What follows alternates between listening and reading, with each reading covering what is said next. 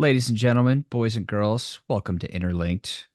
What's up, crypto gamers? I'm pleased to share I've got some updates on Shrapnel. First off, in regard to the litigation, they are open to a reasonable settlement, but they are determined to protect their rights in court and share that they have strong lawyers who will be there to protect them. That statement was shared on their Twitter. Now, on the game side, they have a event planned for the end of November where people are going to be able to dive back into the sacrifice zone for 7 days straight. This event will be aimed at celebrating the community in the last year that they had, and they're going to pack that week full of prizes. There's going to be digital rewards. There's even going to be physical rewards. I hear rumors about controllers and graphic cards, and there's going to be some updates to gameplay too. So they're going to have Revolver, they're going to have a new AR, and I even hear there's going to be a big announcement that week. So certainly stay tuned for more details. When we have a date to share, we will certainly share it.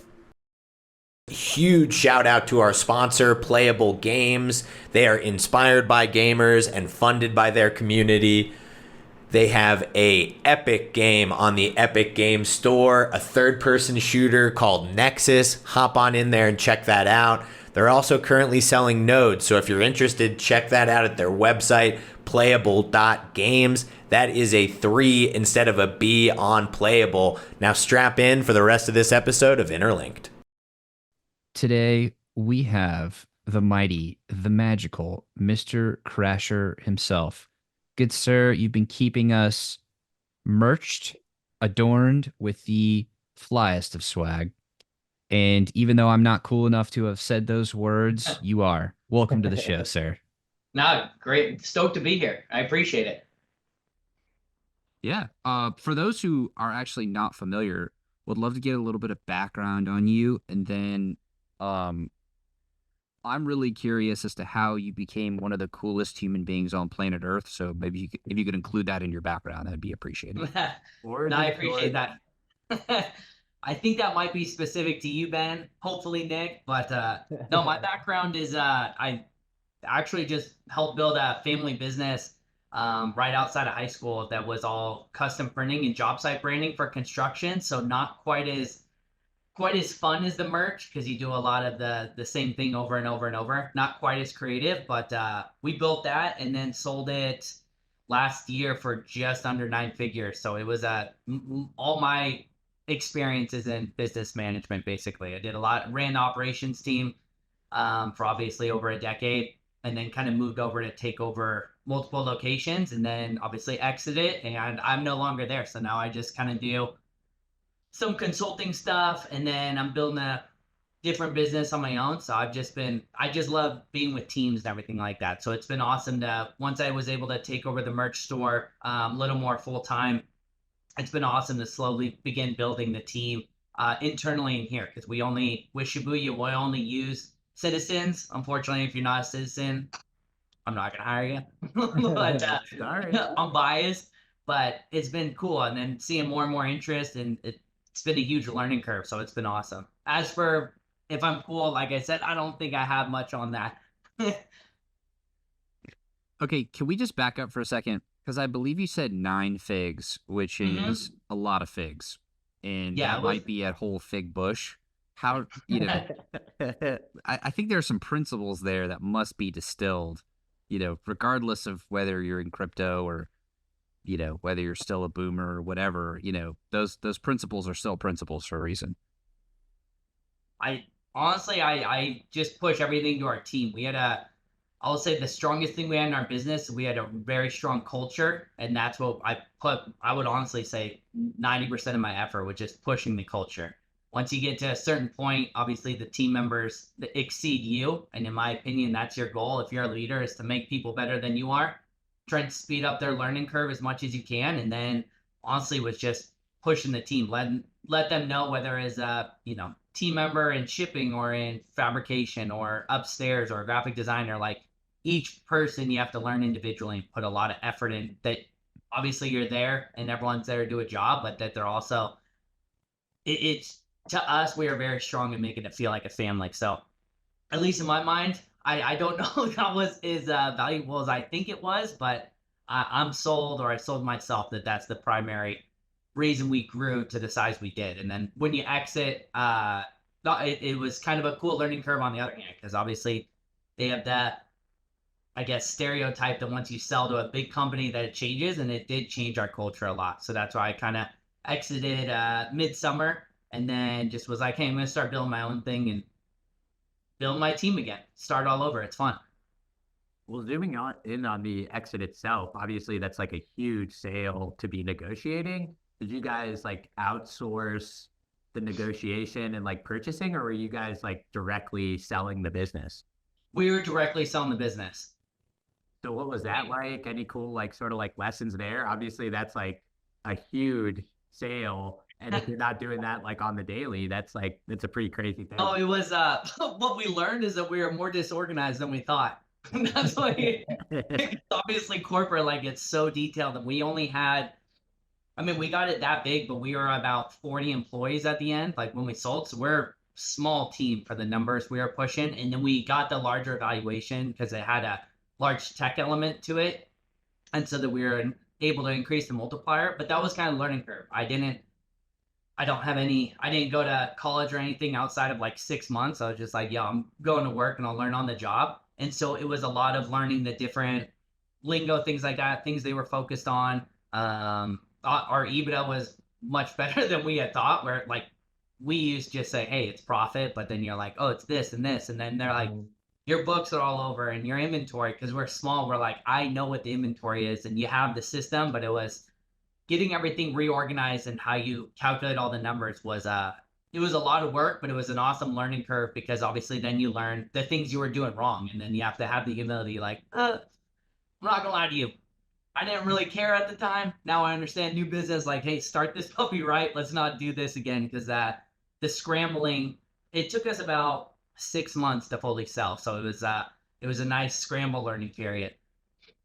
Yeah, it's crazy how much comes down to the paperwork. When I was working at leasing apartments, there was such a huge emphasis on having all of the notes like super crystal clear throughout the sales cycle, that having all your leasing paperwork dialed, because it goes when you go to turn around, and the company I was working for, they filled up the buildings, made them profitable, and then turned around and sold them. And so much of the multiple in that game came down to paperwork, which if I had been like starting out and someone didn't tell me that, I would have never really realized what sort of emphasis was like put on that. That, you know, when you're dealing with people that live in a paper world, like how much the paper is kept ends up becoming super important.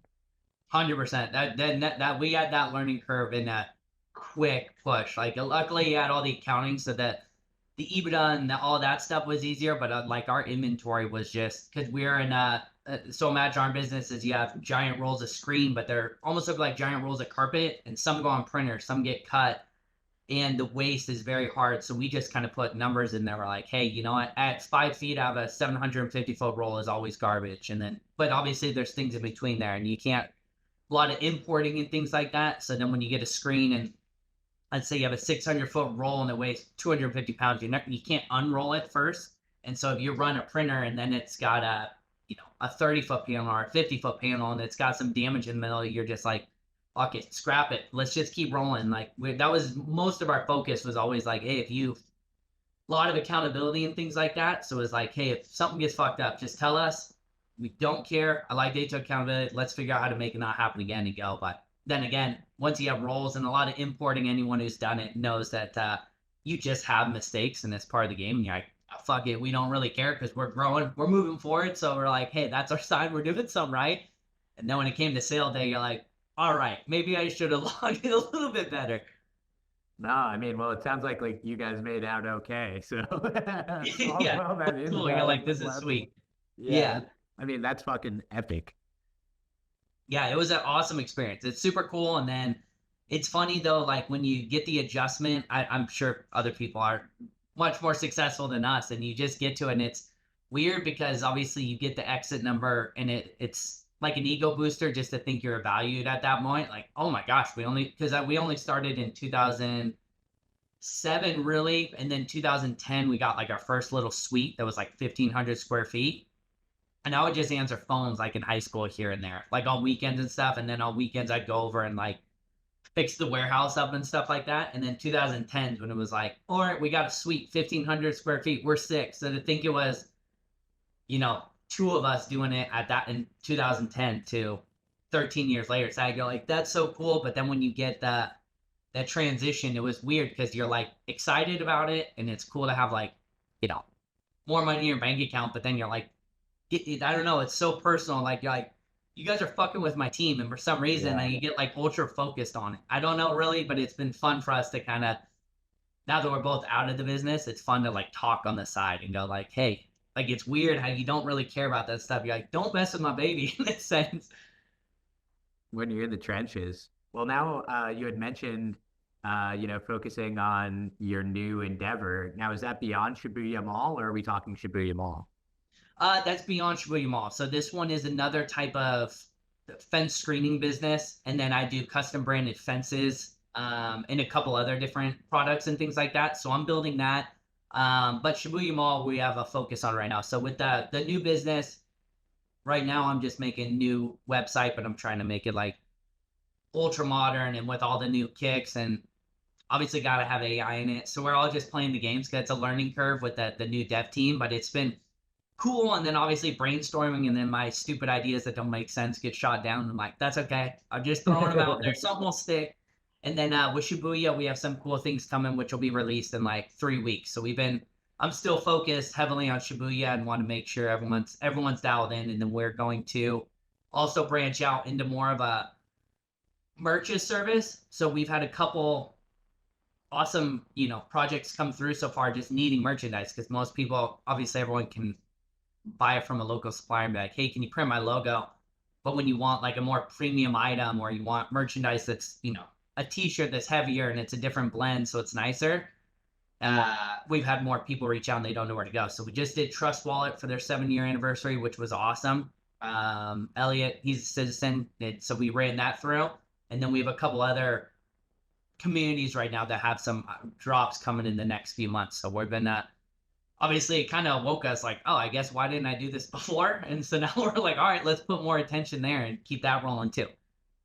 And it makes sense not wanting to do that in-house. Like so many of these, companies are focused on whether it's a community or whatever the like particular niche of the company. Like to also have like a whole merch line is like usually not in people's wheelhouse. And it really shows when it comes to, we've all seen like merch go bad, which is either like it wasn't delivered in a timely fashion, it didn't meet people's like expectations as far as like quality. So to be able to like outsource, I mean, I'd say you've probably produced more merch, like more different items of merch than pretty much anyone else in our space. Yes, that's the goal. The new stuff will be super sick too. But that's kind of exactly as you just noted, Nick. Like that's kind of in our mind, exactly like you said. And it seems like, and I could be wrong because I'm not that well integrated, but it seems like so many of these communities are like small, like it's lean and mean teams, which is awesome. And then if you want to add this, you're like, I don't really want to take on. So our kind of value add is like, you don't have to do anything. Literally tell me your budget, what you're looking for. We have the designers, we'll design it. You just kind of give us feedback. Usually within 2-3 revisions, we can hit it pretty hard. And then literally we'll get everything taken care of for you. And then we have like, obviously, because we know everyone and have all the manufacturers, that it's very easy to get exactly what you want, better packaging, better things. And I think even within Neo Tokyo, you can kind of see from the start to now, like, at least in my mind, you can see progression, like we're getting better and better. And so that's what we're trying to do with the next one. We're trying to be like, don't get stale because we made, in our mind, something cool. Maybe it's not for everyone, but then we're like, all right, what's the next thing? What's the next product? What's the next value add we can put in there? So it's been super fun, but that's kind of our mindset is exactly noted. You guys are already busy. You're going to almost just hire us temporarily as, hey, just do everything for us. Here you go. We'll launch it out, and then you don't have to touch it. And if everyone's happy, hopefully you come back. And on sort of current events in the merch space, did you happen to see CyberKongs is doing that big sort of like jewelry release coming up in the next few weeks? I did not see that. I'm too much in my little bubble. No, I'm going to go look at it right after this now. Yeah, they're doing like, I'm just like basing it off of what I scrolled past on Twitter, and I've got a special place in my heart for Kongs because like my baby Kong was like my first like big NFT purchase. back when baby Kongs were a big NFT purchase. Yeah. And you know, they did definitely some sick merch, and now they're doing like, I think it's like a giant, like I'm imagining like the like Migos Ratatouille like chain. I might be thinking Hell too yeah. big, but of like the Uh-huh. Cyber Kong. So I'm always sort of like curious when they do these like one of one sort of like big sort of like drops. So I'll definitely be interested in getting your opinion on it when you check it out. Yeah, no, I'm for sure gonna check out. I always go in like that you can learn something. Like even when you're just telling me now, like it seems cool because you can make such a limited item. Like I think obviously they're aware, they're smarter than I am. That likely no one's wearing that puppy out, but to have some type of like in our mind when we did the jacket in March of last year, it was more of a like it's fun. It's like more of a collector item. Like I don't think everyone's gonna rep it and be like, yo, I'm going to the bar, let me rep it. I may get in a fight because I'm flashy. I don't know, but it's more of like it was cool to be like, hey, a Suki John is a sign that he got through some trouble and it was like, let's just make it full NT. So regardless if anyone wears it or you just have it in your closet, and you're like, that's sick. Or I saw someone put like framed it and I was like, dude, that's awesome. And I was like, that's fucking cool that they liked it that much. But that was more the concept. Like it's a in our minds, because I'm a big collector guy anyways, where I'm like, that's kind of the NFT problem with me. I just keep buying shit. I'm not good, so if you ever see me call anything, don't follow it. But but it's like a moment in time. So like I'm for sure gonna look at it because I'm sure we get a bull. I'm optimistic like you. I'm like, yo, Kongs are a staple. And I'm sure that you can have something regardless if someone resold it or they just keep it. It's like a special piece where you're like, oh, dude, that was right before the bowl and I got through the whole bear, something like that. You know what I mean? So I love learning about that stuff. I dork out over it, as you can tell by my rambling. Oh, and I'm Dude, repping number 69 in the wild. So just so you know. Dude, I was so pumped because we were just launching those out of here. So when you got 69, I was like, that was coincidence, and that's awesome. That was a coincidence? Coincidence, 100%. I Swear to didn't God. know, dude. I didn't know. When I like, bro, I literally, you would have thought I won the Stanley Cup when I opened that up. I was like selling the jump up against the boards. Like, I was like, did Crasher just fucking hook this up with like 69? The fact that it was fate. Ben, sorry for stepping on you, but that's fucking crazy. I'm already seeing posts. I was like, yes. I was like, it is fake. I'm like, because I promise you, we were like scrambling, just get them the hell out of here as fast as we can. Like, go, go, go, go, go. Because we're like, they're coming in pretty quick, which we're pumped on. But yeah, when you got in, I was like, that is awesome. so is there, first of all, we can never miss a moment like that in podcast history. So, always interrupt me for that, for sure. Um, but thinking about like how NFTs and merch and stuff will continue to evolve, do you see a world, and this kind of randomly just popped in my head, so if it's a stupid idea, just let me know. That's totally Mm-hmm. fine. But like, is there a world that you see where perhaps merch can go more digital than it currently is? Like thinking cosmetics in a game, like in a video game setting, like Mm-hmm. do you think there will be a world where there's like your main NFT character and then um there's like your merch for that NFT or the merch for the character, so on and so forth. You see what I'm saying? Like basically add-ons to the core NFT and merch that are cosmetics and different skins. You think that evolves into that somehow? How does merch evolve over time as things become more digital? I daydream a lot. Like I think a lot of businesses are just like you have to find more ways to add value to customers. So like ours is pretty elementary, but we brainstorm a lot with my small team of like, hey, we can do if you bought the first NFT, then like how can we give you a discount on the next one? And then now the jacket holders have an NFT. So we're like, hey, how can we reward our previous ones? Because like that to me is kind of a better way of like a history tracker. You're like, hey, they support us on a big one. Let's give them a value add right back that you can get something limited or something like that. And then go into what you were saying, Ben, like at least in my head, I just daydream. But I can see more collabs as like, let's say it was like an Adidas something or whatever. And if you bought it and then because a lot of people they're doing more and more of the NFC chips or something like that that you can go or a QR code. I don't know how the whole metaverse thing will go, but like I could see a collab with I don't know Apex Legends and Adidas or Fortnite or whatever the hell it's called and be like, hey, you get it, and if you buy this, then you get some cool exclusive skin in the game because you have this physical product. I that's what I daydream of because I obviously I am pretty biased on the gaming side, so like things like that make total sense to me. Or if you could launch, let's say the CyberCons has some cool chain, maybe they have some collab and they sell some specific product, but in game you get something like that. Or they do it vice versa. You buy something in the game and it's something big, or if you won an event, is what I always think. Like if they had a big championship and you got some badass skin, and then people do the giveaways of the special jackets, which is, I think they already do it for like big championships, but you can do things for regular tournaments. Maybe it's not as much of a competitive thing, but it's more of a raffle because you have all these people running through, and then people who win get one of one items where it's a, you know, a super sick jacket, but it's custom embroidered with their name or their whatever they want on there. So like we keep daydreaming of that, like how we could add value, because I think the more personal it gets, the more people are attached to it. I mean, we just saw Nick, he got the 69 jacket. He got the best one, and we watch all these interlinked, and he's repping the jacket pretty often. So we appreciate it. And two, we're like, he got 69. If he had like 88, I don't know if he would have worn as much. Only like 80% as much. See, there you go. Lol. But I definitely okay. So maybe it's because I'm thinking like what you guys do so well is build out sick designs. Mhm. Like all of the actual art or the lore that you build into the merch is just absolutely fucking sick. And it's just cool even if you don't really know what NT is, it's still cool. You know what I Mhm. mean? Like the IRL people, the normies still think it's cool. Anyways, so I'm just thinking like perhaps that design online or in a virtual world could be sick because then you don't have the production costs, you don't have all the infrastructure Mhm. needed. You could just keep spinning up that design.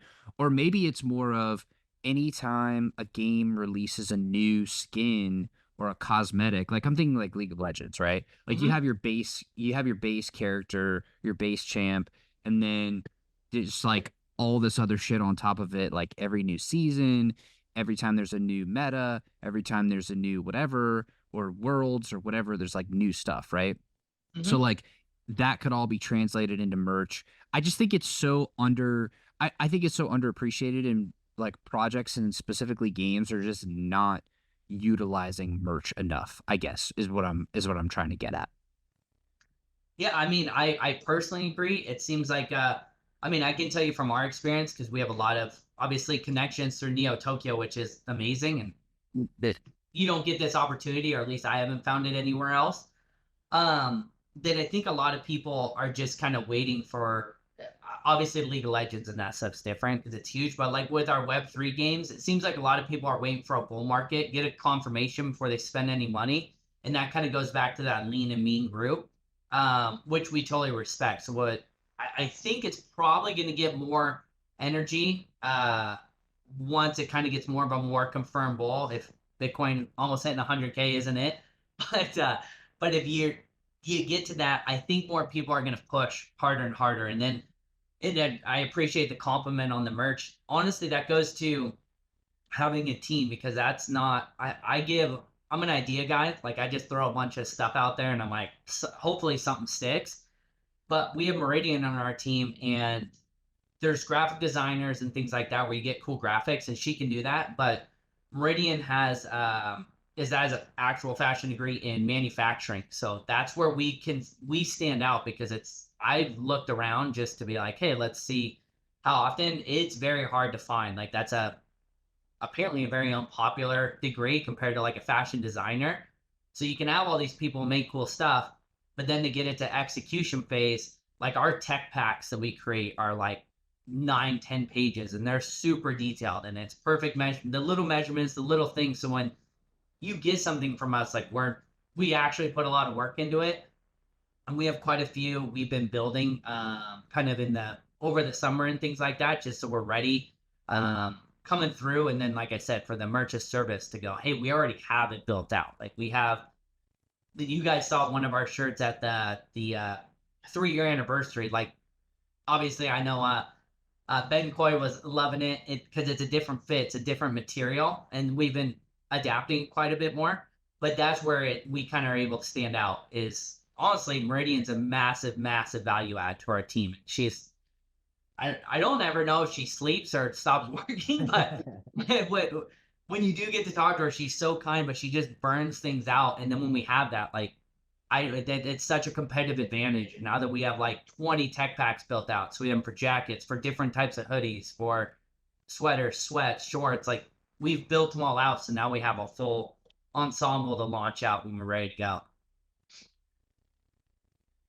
Well, on the like digital side, I thought it was interesting that like off the grid sort of like really set the tone with like Web3 digital collectibles and digital skins. I mean, they're Trump Harris political skin right in the heat of like the election dropping. Like that was a really cool way to like like it hit so many notches. First, it like got in the headlines because it was controversial. Like obviously having like a combat game featuring like presidential candidates and a VP and a former standing president, now president-elect, like is gonna raise some headlines. So it's like a big marketing splash, but also like a collectible where I was thinking like, okay, if there's a limited run, like, and I'm gonna be able to sell this down the road, like how many Trumps are there gonna be? Like, you know, or Harris's, because she'll probably have like, you know, less of a run, you got to imagine. So I thought that was very cool and like just showing that we're really on the dawn of like Web3 skins. And there hasn't been too many examples of them hitting the market. Obviously, Shrapnel's done good by this. Obviously, we're powered by Shrapnel. Shout out them. But the like Neo Tokyo skin on like the guns or the Neo Tokyo skin and off the grid, I think that's just going to be like a really cool way to like differentiate like communities even beyond guilds. Like you're like, oh, okay, like for off the grid, like shout out Ty Viking, who's a fucking monster on off the grid. You know, it's always good. Like so many times, like, and this made me feel like I was in the metaverse more than anything else, was playing off the grid randomly with my brother and my Web2 friends. And then we get touched down on and squad wiped. And I'm like, those are Neo Tokyo guys, like ex Neo rocking the Neo Tokyo gun. Like that's sick. Dude, so sick. It made me really feel like I was like, okay, shit, we're entering a new age. Your brother's salty. Like, no, those are the homies, bro.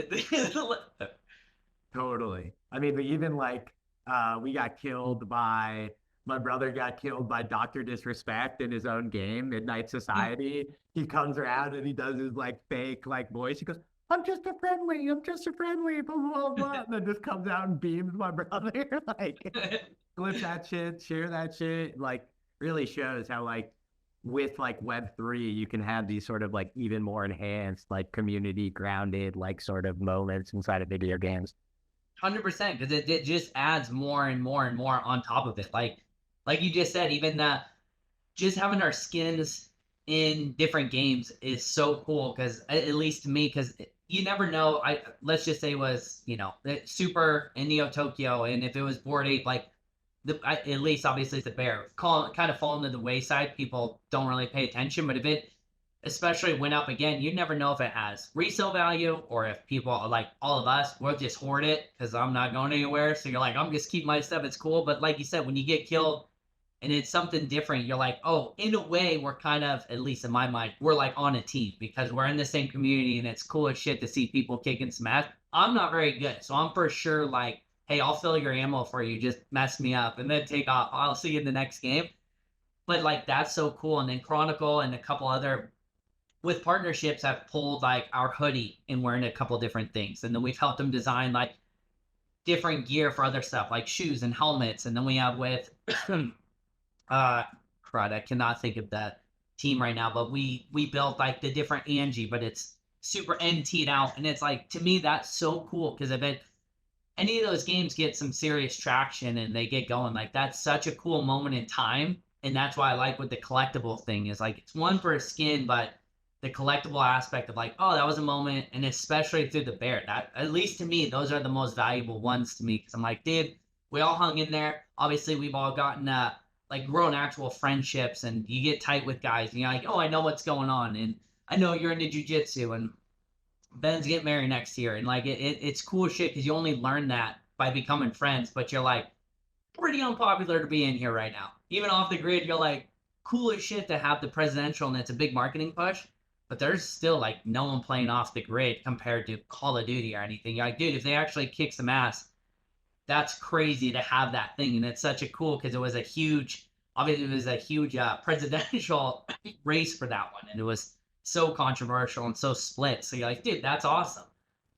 Yeah, and we're in an interesting little phase right now, actually, with being able to tell how much flow goes back to off the grid. Because obviously, the battle royale space is dominated by Warzone, and you've got sort of this period, like probably in the next, I'd say, like 3 weeks out, when Warzone, the new Warzone starts to cool, the new rank starts to cool, like the gun grinders. My brother's a huge gun grinder, so he's just there playing fucking hardcore, grinding every single weapon, trying to get gold, diamond, and I forget what the ultimate one is on this one, some sort of crazy meta shit. But it's going to be interesting to see how many people flow back to off the grid after having played some Warzone and such. No, I'm excited to see it, and it's obviously we have optimistic on everything, but it's like a cool learning period. Either way, regardless if it was like, dude, it comes and it kicks ass, and obviously they have a bunch of stuff in the works, but just to see how everyone transfers and how people, slowly understand that you're like, hey, these are real collectibles rather than just your skin. Like I used to play Apex Legends like crazy. It still wasn't even very good. I probably just restarted a shit ton, but it was so fun to just be like, dude, I'm just grinding. But then you have some skins from season 1 and you got to the top prestige thing and you're like, or whatever it's called in the season, and you get the cool gun. But then I'm like, dude, you were in season 1, this thing, you had this cool gun, and then you're like, it's just sitting in there. But you're like, dude, if I don't play, I can't do anything with it. And like, obviously, like many of us, that was my main selling point with the gaming. I'm like, that makes so much sense to me because when you have someone, you see someone with a season 1, whatever, and you're like, that's fucking sick. That guy has been here for 5 years. He's got some problems, but that's cool as shit. Yeah, I'm curious. Or sorry, Ben. Oh no, go ahead. I was just gonna say, I'm curious on if there's going to be a big cycle from a merch perspective into meme merch, because it's obviously such a like cult in itself, and like the only thing that really dictates like a meme coin is memeability and like the strength of the community. So I wouldn't be surprised if like we see some like dog with hat or Pepe or like peanut merch for some of these more long-standing meme coins, or even a bunch of like Doge merch. Like, I'd be curious if there's a cycle into that and they end up becoming some of y'all's customers. It'd be pretty cool if they did. It seems hard because like if you go on like Google, because we've looked into it before, on different things, like there's people who make it. I think the hard part is that you don't have like an established brand making it. Like it's just because you can just pull logo, go on a print on demand, like Printfly is a print on demand company, and go in there and like drop it. I could drop something within 5 minutes, like, but you have to have a place to go market it and push it, which we could, but then I don't know. I'm not good at meme trading, so I've only lost money. I think I have some like Cockinu and Mog or something that I bought months ago just because it was like someone said it, and I was like, screw it, I'll just sit. So I don't even know what it's at. I don't even really look. But as like it's hard because I don't know how those teams are established, because like if Elon launched some Doge gear, like dude, you're gonna kill it. We keep seeing the Twitter hats and shirts. I'm like, bro, launch some Doge, you'll sell the shit out of it. And I was gonna say, but I think you need one of those people, at least in my opinion, someone who's really backing it, push it. If Elio wanted to launch a bunch of super, or if he got super into Becker's new meme, and he had someone to start kicking ass, and then we got like, okay, now we can push in. It came from whatever. Maybe I'll try Becker's. I'll steal that one when it comes out. Back, we're gonna go fast on this. But I was like, ones like that, I think you need that big push. But hey, it could be totally wrong. Like I think someone's gonna get it, or someone's gonna get like a partnership with an established brand, at least in my mind, because the memes are huge, and someone's gonna get it who has a real, recognizable brand. They're gonna kill it, because then people are gonna be like, dude, I know this is good stuff. If it's all Doge and it's got Nike's not a good one because that wouldn't fit, but just saying I had that check, you'd be like, okay, this is legit. This is badass. Yeah, I think there's just so much untapped unplowed ground with memes, with like partnerships, with obviously I can't comment on some of the things that you said, but like kind of like you were saying earlier of like if you're growing and doing the thing, you know that there's stuff like maybe you could be more organized, or maybe Mhm. there are these opportunities here, there, and everywhere, but like opportunity cost and what can you easily execute on, and what's the price of trying all these different other things versus just sticking to what's working in the core model. Like there's so much of that I think in our industry still. It's so like think of like how a market's inefficient. I think there's so much like operational inefficiency of what could be done, but it's just Mhm. not being done. Mhm. So I totally agree. I think there's so much there, and it will be very interesting to see like who can execute well enough and fast enough to actually like take advantage of that stuff. Mhm. No, I totally agree. I think there's a bunch of unexplored options, and I mean, kind of going to our experience as we start the combo. Difference is too is you can get away with so much stuff being not taking like you don't have to do it and you can still grow. It kind of goes that thing. You're like, you don't have to be the sharpest sack in the room to kick some ass and grow. So I think that's where a lot of people are, because you have to just, if something's working, I'm sure they're all doubling down and being like, let's just keep going, keep going, keep going. And obviously with games, and I'm not into any of that development level. I'm on like a website and I'm like, this is sick. And then when it gets to games and stuff, I'm like, oh shit, this looks a lot harder, than what I know of. But also, it's gonna be a lot of those companies are gonna go, and then I would assume as soon as one of them or the couple of them really kick off, and you get to that point where you're like, I can take a breath. That's it seems like when it's almost like running up a hill. You're like, I'm running up the mountain, and you're like, just keep grinding. And once you get top, you're like, even if there's another hill, you're like, all right, I'm gonna take a breath up here, relax, maybe get reorganized and go again. So that may be. I'm thinking the Bulls got to be the time when everyone's gonna start going, because if it's anything like last year, that I can't, or not last year, last Bull, I only came in the end of 2020. I was like, they're gonna have so much coming through and so much energy. You're like, dude, let's just capitalize while we can. Because I still assume a lot of these games are gonna go another 4 or 5 years to or even longer, to the next real bull run, to where they're really ready. And you really have a kick ass game where you're like, all right, it's 2030. Now I'm really ready to rock. And what do you think, Nick? Because obviously, you also are an operational wizard. So I'd love to actually get your thoughts on that too. On like meme operations. No, I think just like the operational inefficiencies in the market that we're seeing of like there's so much unplowed ground. Like where do you think the biggest opportunities would be to execute on stuff versus like just kind of leaving it to the wolves? Yeah, I mean, I think one of the things that makes like our space so fun, especially like when you learn how to like operate and like manage, and obviously you were talking about managing a small team. Our space like is so bad at management. Like there's so much like low hanging fruit there as far as like just making a company run efficiently. Like I hopped on a call today with an airdrop opportunity, tease Q1, what I'm super excited about. Shout out Ben for the connection. You'll all learn about it more. But literally the guy goes, and also you're talking about AI, and like if you're not using Grok to prep for calls in Web3 space, you're doing it wrong. I only started recently because ChatGPT can't pull Twitter information. And so Uh much of huh. our companies live on Twitter that we're talking to, but Grok can. And so having a premium X account, and like now I'm just dropping the URL into Grok and being like, hey, I'm talking to this company. I'm prepping for a call about this. Like, get me up to speed. And literally, and I transparently reveal that. They're like, okay, how much do you know about the company? I'm like, well, I ran you guys through Grok. Grok got me up to speed.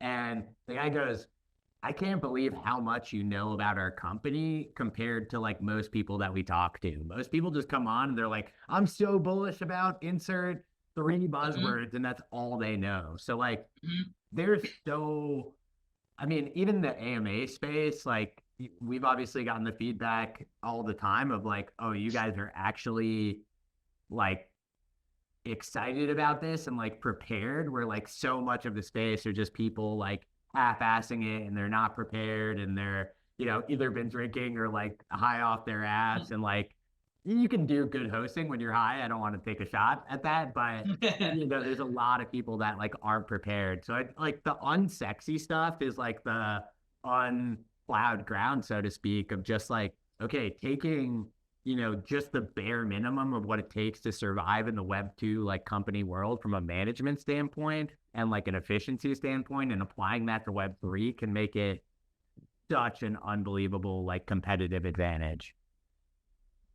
Yeah, no, I think that makes total sense. And the fact that, like you just said, someone's giving you feedback. Most people come on here and you're like, they're just so disorganized. And if you're on the, you guys totally get it, but you're like, then why the hell are you taking this call? Like, I assume a lot of those people are going through the whole call, and you're like, then you're wasting an hour of your time because they don't know shit. They're just saying whatever you want to hear. And then you're wasting the time when you could be doing something useful. You're like, that kind of goes to the thing. You're like, there's can't be that those people are still surviving. And once it's, more solidified, you're like, you guys are going to drown quick. Because once you go, like you just noted, obviously it helps with the interlink team with all of you because you're doing all the homework and you know this stuff and you have experience. And then when someone goes, you're like, wow, this really stands out. You're like, dude, there's still a ton of garbage out there. Ton of garbage. Now, speaking of garbage or not, to shift gears a little bit, we brought up Becker's meme coin. We got any takes? Are you guys gonna try and like do the ciphers, YOLO in when the contract gets revealed? What's your guys like thoughts on it, and sort of plan as far as participation? I'm gonna figure out a way to bribe C's to. I gotta figure out some stuff. Now I once it goes with the site, I'll do it because I like figuring it out. But like any of the hand games or something, I'm really just networking, talking to people to kind of carry me through because I'm like, dude, this is not going together with me. I helped with the test some of the whisper riddles, and I was like, holy crap. And then C's was helping me with stuff because I was like, dude, happy to help. What the hell do I do? Like, this is crazy. So I was going to say, if it's anything like that, I'm not going to be good competition for anyone, so don't be threatened. But I'll probably, once it goes public, I'll for sure snag a bag because I'm a piece of crap and I just have to do it because I love the thrill. I'm sure it'll do good. I'm going to be honest, like, to us, obviously, or to me, since we're so NT focused and like been doing it, I'm like, dude, come on. A little attention over here would be so nice compared to another pump, and it's a little risky, but hey, he's got experience. He's further along than I am, so I'm like, hey, fuck it. If everyone's got the same hand, I'm at least gonna go for it and do what I can. Ben, any take? Yeah, so all right, hot take. I think it is probably going to be less. I think it's going to be less, like, I think it's going to be more underwhelming than people think, because once he sets it and it launches, he has no incentive to like continue to pump it. So it's going to be exciting up front and everybody's going to ape in. And I think it's going to moon day one. And then I think the smart money is going to take profit all the way up. And then I think it's going to crash because then everybody's going to realize, like, oh shit, he's not pumping this anymore. He's like, he doesn't give a shit. And so it'll last for like probably a month where people are just fired the fuck up. And he'll probably talk about it on one or two videos, and that'll give it a boost every time. And then the smart traders are just absolutely going to savagely gig a dump on everybody. And a few people are going to make a lot of money, but most people are going to lose. And then people are going to get disillusioned and it's going to die. However, if he's put in some sort of ongoing viral referral mechanism in order to have it continue to grow or continue to gain some sort of like recursively improving attention grabbing mechanism or something, then all bets are off and, it goes to the moon. But all that being said, my Solana is ready, and I'm trying to pounce on that motherfucker as quickly as humanly possible. and ride that up, and then I am going to savagely dump on everybody else. So fair warning. Like, I just want you guys all to know Ben is gonna dump and take profits immediately. I'm gonna hit like probably a 2 to 3x. I'm gonna take out my principal and I'm gonna let it ride. So, beware, please. Streets gotta eat. Streets gotta eat. Trees Yeah. gotta eat. Yeah, I'm pretty much like same sort of vibe. Like I have like no hope of being able to like get it like early, like through like the riddles and such. But buy it as soon as I possibly can when it drops, whatever, and the contract goes live. And then, yeah, do something like similar to that. It's a nice flyer. I mean, in some ways, it's like very similar to like Elon Musk and Doge, just on a smaller scale. Obviously, Elon didn't launch Doge, but he took it under his wing. And like both of them have reached a level of wealth where like they're just doing it for the lols. And that'll run for as long as like it's fun for him. And, so I think it could have some like crazy potential. The one sort of like bright spot I see from like an NT perspective is I think because the people who joined NT specifically for like the meme coin can be like pretty toxic and bring in like sort of like not the vibe that like NT is about. But what I thought was actually beneficial is it brought a lot of people that were inactive and reconnected them with NT. So the people who bought earlier on for like one reason or another who are disconnected, it gave them a reason to come back into the Discord. And then my hope is like those people bought for some reason in the past and like this could re-energize them.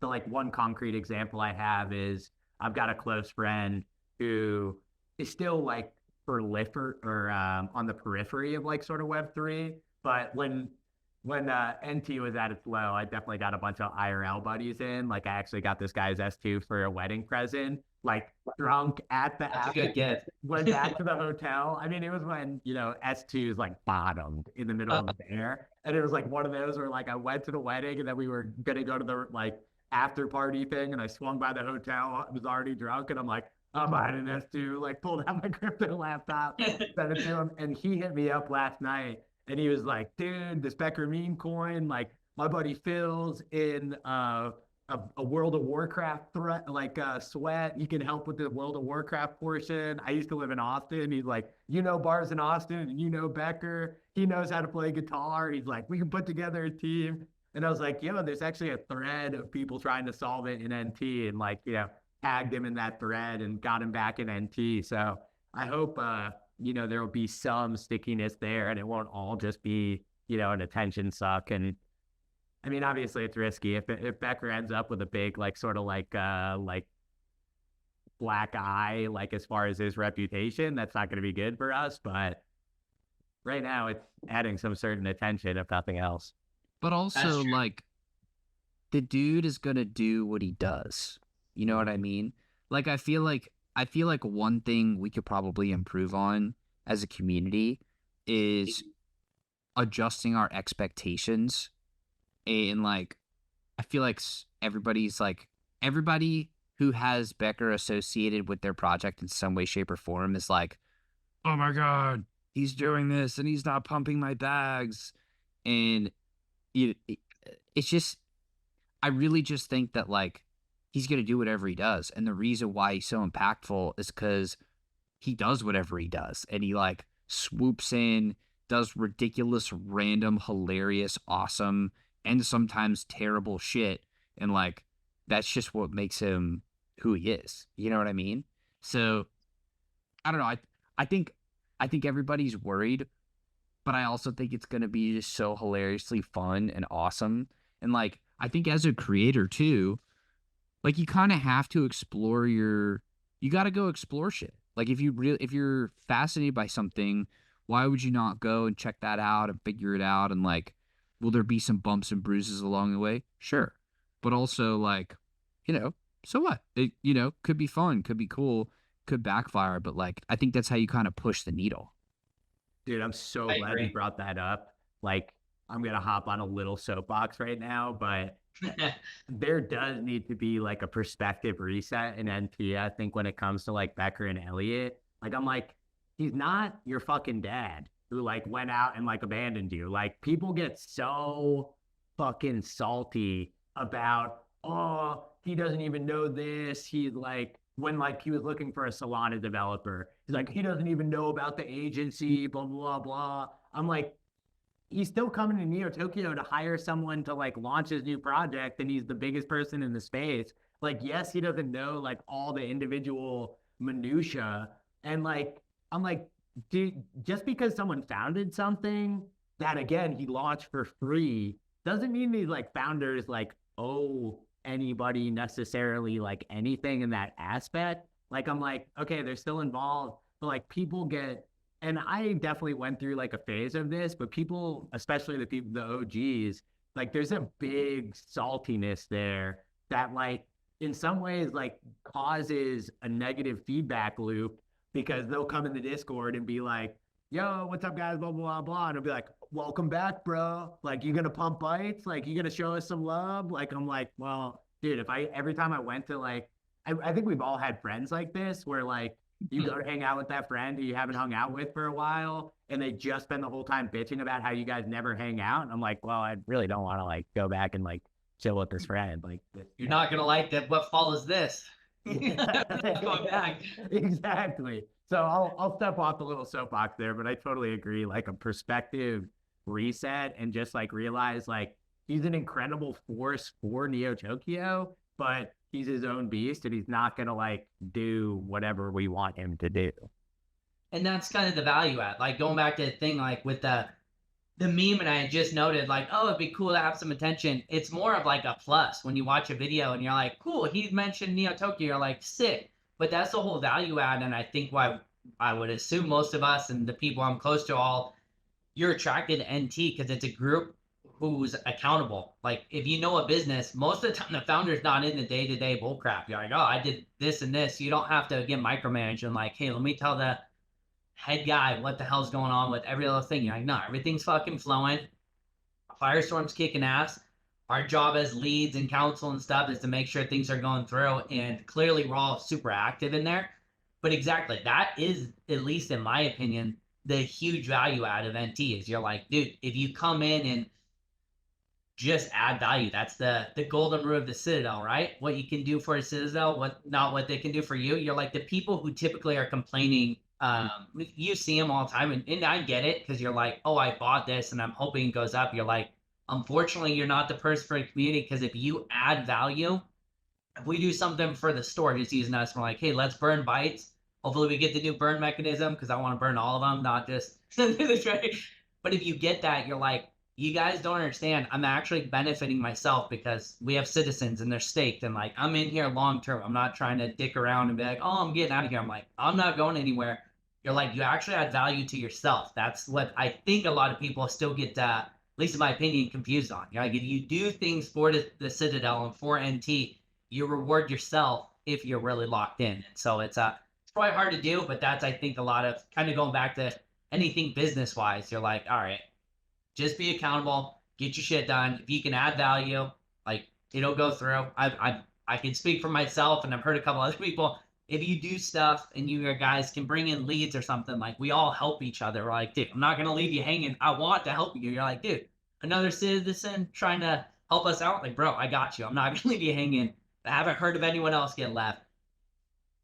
Nah, totally agree. And at the end of the day, the real hack in like Web3 is that it's the Wild West and like a golden area of opportunity to like make money from companies in Web3. Like that's the real hack. Like, yes, you can invest and you can get lucky with altcoins and you can get lucky with meme coins. And sometimes you're going to get a whitelist opportunity or some alpha because of being an NT. But if you, I mean, look at the merch store, look at freaking Rango, like all of these companies that have been spun out of NT, like Interlink, like that's the opportunity to like generate success is through like network, not necessarily just getting dropped like the 100x meme coin. Oh, dude, I feel 100%. so strongly about that. Like, there is, and I'm sorry, I didn't mean to cut you out, Crash, but No, no, like, you're good. No. there is literally so much alpha out there for those who want to build something. Okay, just imagine you have either not started a company before or you're trying something for the first time or whatever the fuck it is, no matter what it is that you try or that you do or that you figure out or whatever, no matter what that is, by taking a shot on goal, you are succeeding. You are. You are succeeding. And the reason is because you are setting yourself up to be able to then learn and to network and to develop skills and to take yourself into a different realm of like being seen by the marketplace. Because if you've never tried anything, like you're just not the same as somebody who has. And it's not like everybody's a human being, we're all of equal value, blah blah blah. But in the marketplace, we're not all equal value. Those who add more value are going to be given more opportunities and are going to stumble upon more opportunities, are going to create more opportunities. And just the act of taking a shot on goal and trying something, just by doing that, it is a win for you because people want to talk to founders. They do. Even if you're like, LARPing as a founder, hey, it actually doesn't matter all that much. Like, you may be LARPing as a founder, that's fine. People will eventually figure it out, but you'll probably at least be able to get some like bonus you'll be able to get some like bonus time with people or like get access to people that you otherwise would definitely not have been able to get access to previously. So even just like starting something and trying and having founder in your name, like, hey, that gives you so much more access to other people because people want to help other people who they think will benefit them later on down the road. And people who can benefit them most often are entrepreneurs and investors and probably like programmers or whatever too. But like being somebody of high value, or at least attempting to be or taking a shot on gold or just trying, it just helps you level up. Like, and it goes the same for building anything. Like, let's say you build a podcast. Just the act of putting podcaster or founder of XYZ podcast in your name, more people will answer your DMs because you're kind of like backdooring their guard. Like people are kind of trying to guard their time. You're backdooring it and they may not even realize it, but you get to be considered differently than other people. And it's a hack. And that is one of the things when I started my entrepreneurial career about a decade ago, it'll be a decade this December. That's something that like has benefited me again and again and again and again and again in ways that like I can't even begin to describe how fucking helpful that has been. I've been able to speak to people I have no business, or at least at the time had no business being able to speak to, but it was We respect the humility. Yeah. I mean, yeah, totally. No, I got lucky a lot of the time. To tell you the truth, but a lot of it was just like going and trying and taking a shot on goal. So, anyways, I'll jump off the soapbox too, but like, just try it if you haven't. It's life changing. No, it's great advice. I mean, and to bring it full circle, we were talking about how much like unreliability there is in the space. So like, even if you don't have like the skills, like you can differentiate yourself just by being dependable, answering on time. And like all of us, every person we talk to in Neo Tokyo, every company outside of Neo Tokyo, everyone seems understaffed and overworked. So like if you are like give the impression that you're dependable and then back that up, like people will be willing to help you understand what they want from you. And then you can really start, building value. I think that's huge. I used to say that as we grew our business, like our sales team, when I ran them, I used to always be like, everyone's going to take the path of least resistance. Make it the fucking easiest way to get to their end goal, and they will do it. I just think of like, if you did, like, I always think of when you go hiking or something like game trail, you're like, everything takes the path of least resistance. And it seems like things are getting easier and easier. And that's the point of AI and all these things. You're like, make it easy for them. If they, like you just noted, if they hit you up, hit them up right away. And then usually I just answer with like exactly what I need and go from there. But it's a huge value add. Just make it easy.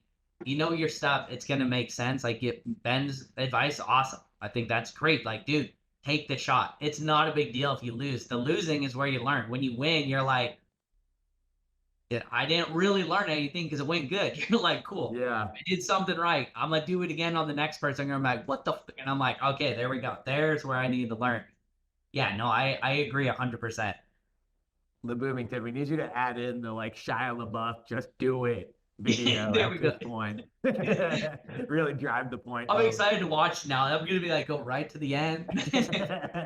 Yeah, at the 1 hour mark. Yeah.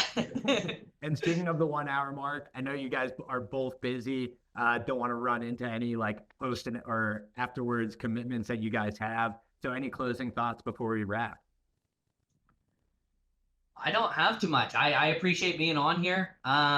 Obviously love NT, extremely biased. If anyone has any, questions or wants to join the merch team or just wants some advice on business or anything, I'm always open. My DMs are always open. I want to provide more value.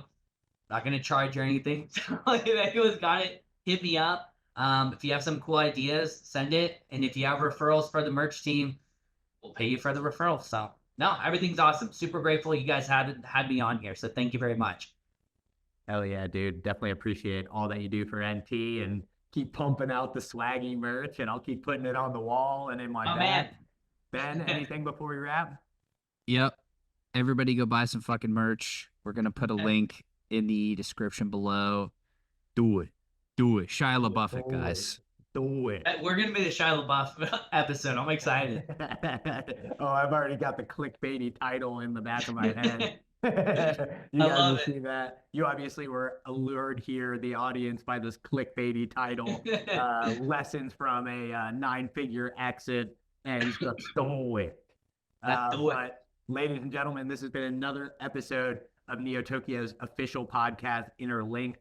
We'll be back next week with another episode. Thanks, everybody. Bye-bye.